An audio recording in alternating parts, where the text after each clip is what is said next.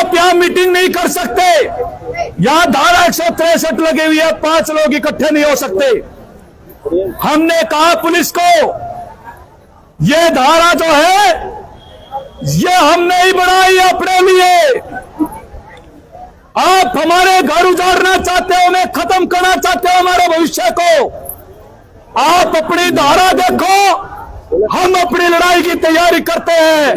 जो आपको करना आप करना, जो हमने करना हम करेंगे। तो कृष्णपाल गुर्जर, उसके बाद जो है केंद्रीय मंत्री जी, वो कहते हैं कि मैं किसी की घर नहीं तोड़ने दूंगा। एक और खुशखबरी, अभी एक मामला हमने कोर्ट में भी डाला था, आज कोर्ट में उसकी सुनवाई थी। अभी 10 मिनट पहले मेरे पास फोन आया है, कोर्ट ने भी स्टे कर दिया, किसी का मकान नहीं टूटेगा।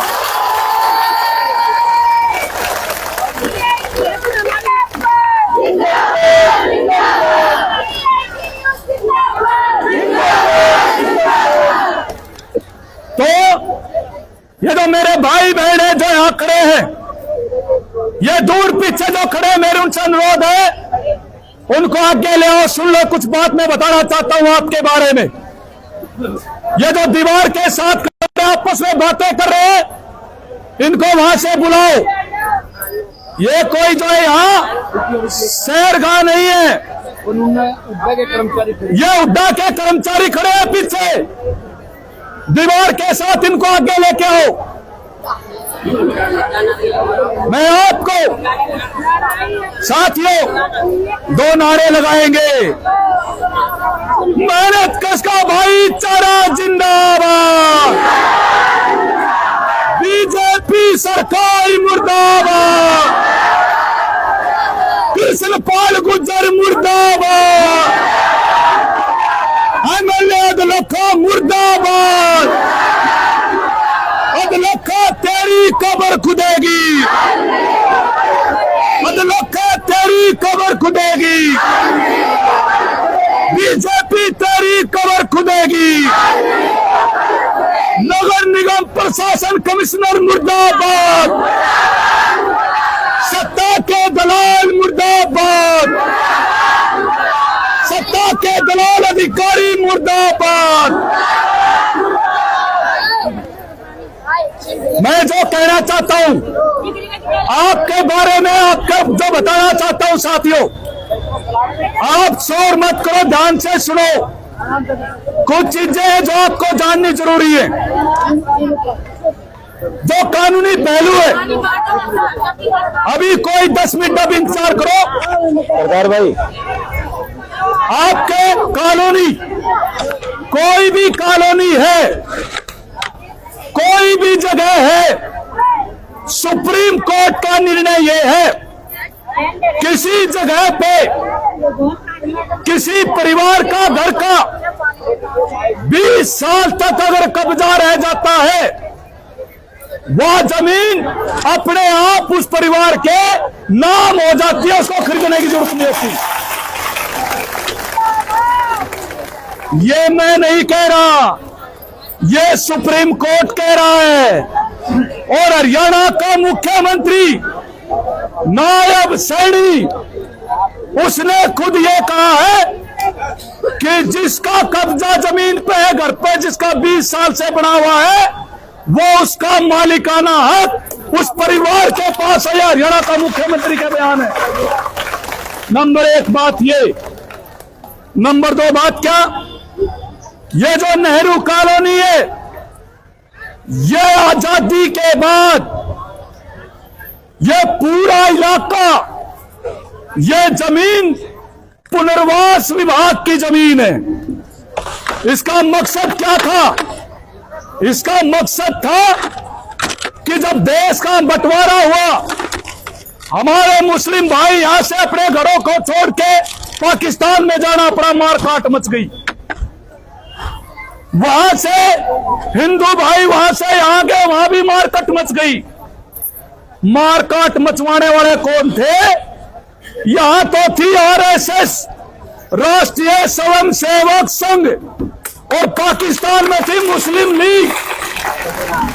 ये समझ लो, मैं कह रहा हूं, इसको ध्यान से सुन लो, इस राजनीति को ध्यान से सुनो।